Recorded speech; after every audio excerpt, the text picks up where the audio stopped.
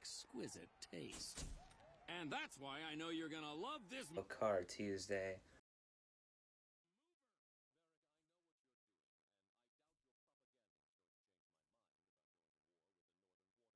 Hey, we got Drew's Views here, and I'm back for a little CarTuesday, reacting to cartoons on Tuesday. I am going to be continuing my series of reactions on Legend of Korra today. I'm up to Book 2, Episode 11. But first, there's a little new Steven Universe content out there. I guess at Comic-Con or something, or some panel or whatever, they debuted the new intro for the next season. So I guess the next season is officially official. I'm assuming we don't know when it's coming, but it's called Steven Universe Future. So I know a lot of people on the channel are interested in the Steven content. Figured I'd throw this on top of the Korra video here. Try to get some more people interested in these Korra reactions. I know they're not going to be as popular as Steven Universe, but you know, let's get a little more activity on these. Try to do some tricks here like that. But anyway, time to watch Steven Universe Future. Intro. We are in the future. This song is from the movie.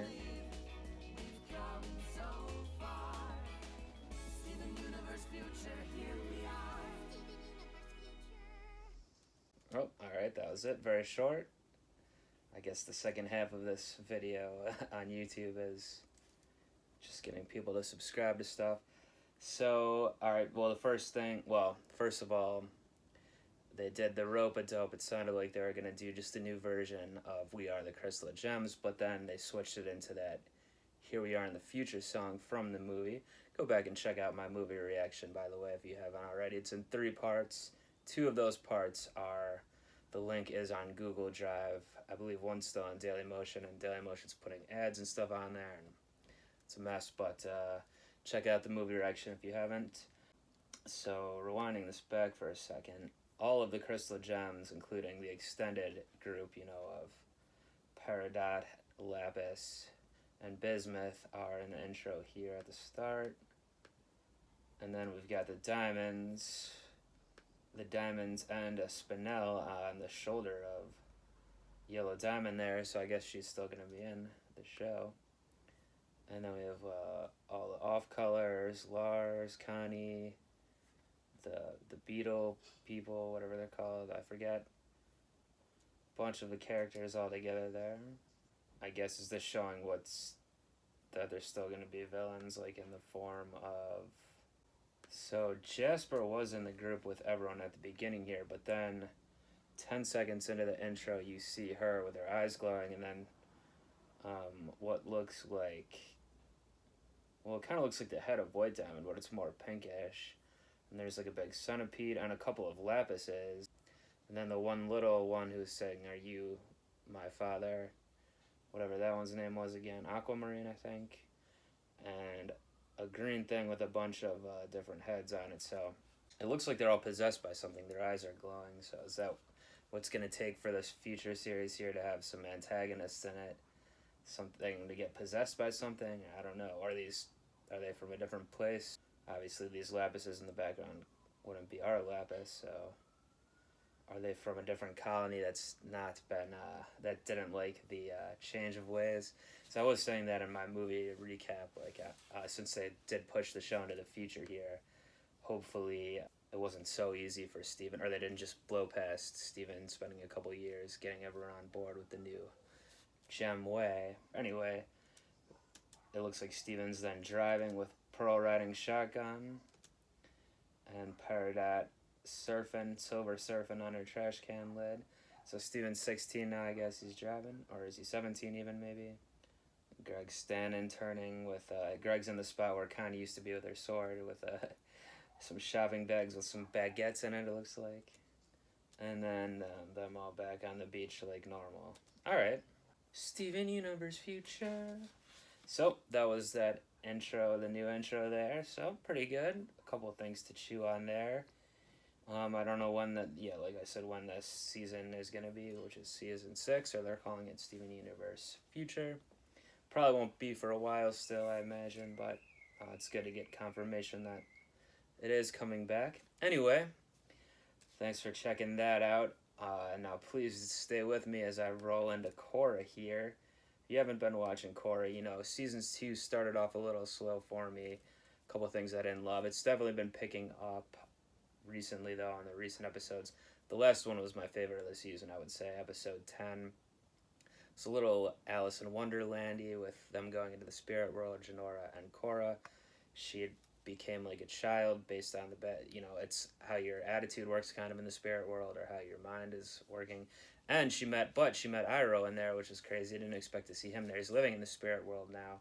He helped her out with a tea party and some advice. She's helping someone else out in the spirit world, and that's how she got herself back on track to find what she was looking for. So she brought a little injured bird to its nest. It turned into a dragon. She turned back into a teenager or whatever. And went to go find Jinora. Unfortunately, Jinora got into some trouble in that library, which is in the spirit world now as well, with the big owl guy. He's still causing mischief for humans. He sided with Unalaq, who came in there and kidnapped Jinora. Then when they met up with Korra, forced Korra to open the other portal like he wanted. So it was all a big trick, a big trap. That's what I think, at least. That's what it seems like, to get them in there. Luckily, Korra's able to escape on that dragon bird thing, but when she popped back into the real world with Tenzin and fam, she had to tell them that Jinora, well, they could see that Jinora didn't come back. She's still stuck in the spirit world there, so don't know how they're going to get her out. We didn't see any of the city storyline last time, the Republic City, but at the end of the episode before, Mako was in some trouble. He got framed, and he got arrested. And, you know, Varric's over there causing trouble, being the secret villain. So, we gotta see if we're gonna go back there this episode as well. I imagine we probably will. But anyway, I'm ready to roll right into it here. Reaction link below. And join me back on this video for the recap.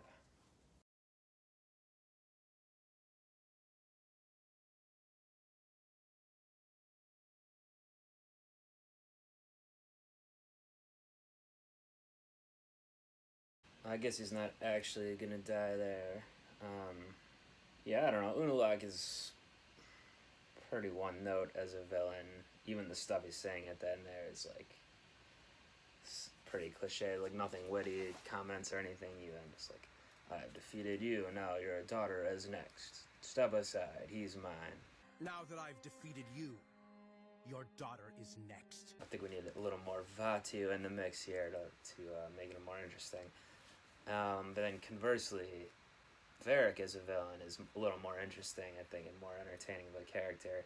Even at the end there, well, I mean, first of all, it shows like the whole capitalistic whatever. You know, he's in the rich person jail that he built himself with his assistant in there. But like his candor that he's just like completely open that he's doing things, you know, for his own gain or whatever. But he's not like completely evil or whatever. It's just like,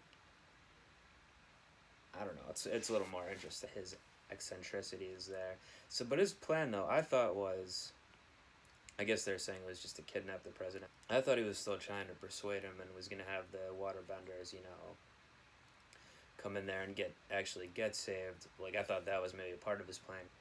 Get saved by Bolin, you know. Although he didn't really lead Bolin to what was gonna happen. It was just kind of a coincidence that he saw something suspicious, so I don't know. But I mean, I think that might have been worked better, like, well, as we see with the president, even when Korra comes in then. But yeah, I was thinking it was like just to convince the president and his wife, whatever, that like that was the right thing to do after, like, cause after getting saved, you know, in real life and on the screen. You know, it was cool how they were doing that with the mover, you know, it was closely mirroring what was actually happening in the arena there. So yeah, but then with Korra coming back, well, so first of all, Jinora's just passed out still, I guess, or just still trapped in there. No new development there, but the president still won't help. I mean, I do see his side somewhat, because she didn't really tell him, like, a plan of what they're going to do when he helps out or sends troops or whatever. So, and I could see what he's saying, like, if the world is going to be thrown into chaos, it's better to have his troops there to protect the city.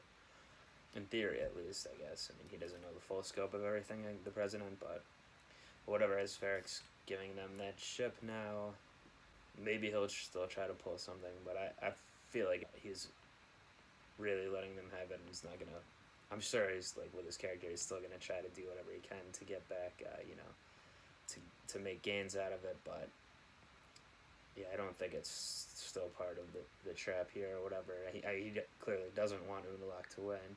And then, yeah, the whole thing with, I guess, Korra's saying, I wonder if Korra really doesn't remember. I mean, the way they portrayed it is like she doesn't remember their fight, but I could see, since she did have the convenient excuse of losing some of her memory, that maybe she just, like, she, is pretending not to remember the fight and just to be able to get back with him easily. I don't know if they would go that direction, but I don't know. I think I'm making things in general more complicated than they actually are with this season. But yeah, Sami, losing out again, basically find a new man, not one of these, not someone on the team here, Team Avatar here.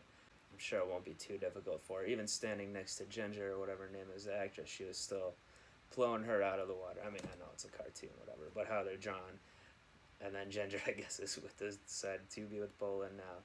So she's just, she's clearly aligned a similar character to Varric, with just doing whatever is best for her at the time. But, yeah, I don't know if they're gonna, I mean, it seems like the Team Avatar is back to join the fight now. I assume there's 3 episodes left. I assume, they'll be going back to confront Unalaq here.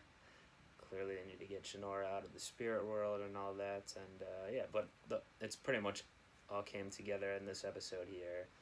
Everyone is back on the same page in terms of, the main characters here. And yeah, we'll see what they do with it. Hopefully there'll be something interesting here for the conclusion of the season.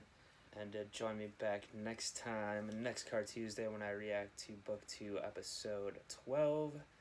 Do subscribe to the channel if you're not already. Leave some comments, anything like that. And until next time, I'm up out of here. Peace.